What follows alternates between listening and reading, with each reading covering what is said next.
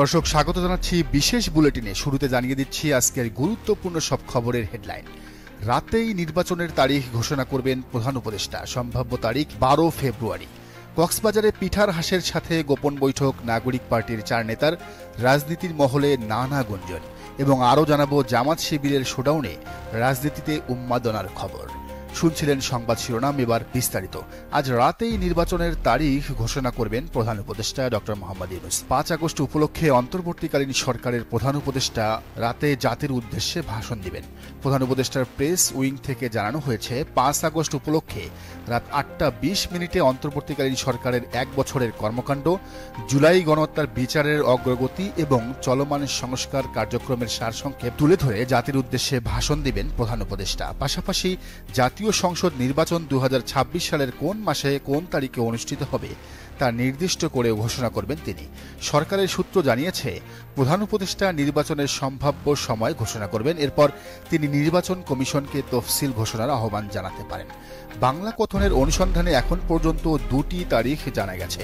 এর একটি হলো 12 ফেব্রুয়ারি, আর একটি হলো 30 ফেব্রুয়ারি। বিষয়টি নিয়ে বিএনপির ভেতর ব্যাপক উন্মাদনা এবং উচ্ছ্বাস কাজ করছে। এদিকে কক্সবাজারে হঠাৎ করেই বাংলাদেশে নিযুক্ত যুক্তরাষ্ট্রের সাবেক রাষ্ট্রদূত ও এক্সিলারেট এনার্জি লিমিটেডের কর্মকর্তা পিটার হাঁসের সাথে নাগরিক পার্টির 4 নেতার গোপন বৈঠকের একটি খবর ভাইরাল হয়েছে। ঢাকায় গণ অভ্যুত্থানের বর্ষপূর্তি অনুষ্ঠানে অংশ না নিয়ে আমেরিকার একটি কোম্পানির অফিসার এবং বাংলাদেশের রাজনীতির অন্যতম কুশীলবের সাথে হাসনাত আবদুল্লাহ, শারজিস আলম, নাসিরুদ্দিন পাটোয়ারি এবং তাসনিম জারার এই বৈঠক ঘিরে তৈরি হয়েছে নানা গুঞ্জন। জানা যায়, কক্সবাজারের একটি হোটেলে ঢাকায় নিযুক্ত সাবেক মার্কিন রাষ্ট্রদূত পিটার হাঁসের সঙ্গে বৈঠক করেছেন জাতীয় নাগরিক পার্টি তথা এনসিপির শীর্ষ নেতারা। আজ মঙ্গলবার 5 আগস্ট অনুষ্ঠিত বিশেষ এই বৈঠকের আলোচ্য বিষয় সম্পর্কে নেতারা এখনও আনুষ্ঠানিকভাবে কিছুই জানাননি। তবে ধারণা করা হচ্ছে, আগামী নির্বাচন এবং দেশের নিরাপত্তা ও অর্থনীতির নানা বিষয়ে সেখানে আলোচনা হয়ে থাকতে পারে। একটি পক্ষ অবশ্য অভিযোগ করছে, আগামী নির্বাচনে নাগরিক পার্টিকে ক্ষমতায় নিয়ে আসার কুশীলব হিসেবেও নাকি কাজ করছেন পিটার হাঁস। শেষ করছি জামাত শিবিরের চমক দিয়ে। আজকের ঢাকাটা যেন বাংলাদেশ জামায়াতে ইসলামী আর ইসলামী ছাত্র শিবিরের।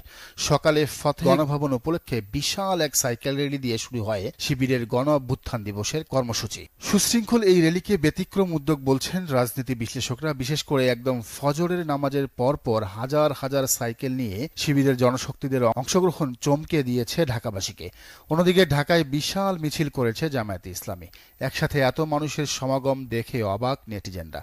তবে আজ গাজীপুরে জামাত যা করেছে তা ইতিহাস বটে। বলা হচ্ছে, অন্তত 50,000 মানুষ নিয়ে আজ সেখানে মিছিল করেছে সংগঠনটি, যা আগামী দিনে গাজীপুরের রাজনীতিতে বড় ভূমিকা রাখবে বলে মনে করেন রাজনীতি বিশ্লেষকরা। প্রিয় দর্শক, খবরগুলো সম্পর্কে মন্তব্য জানাতে পারেন কমেন্টের ঘরে। আর এই চ্যানেলে নতুন হলে অবশ্যই সাবস্ক্রাইব করে বেল আইকনটি বাজিয়ে রাখুন।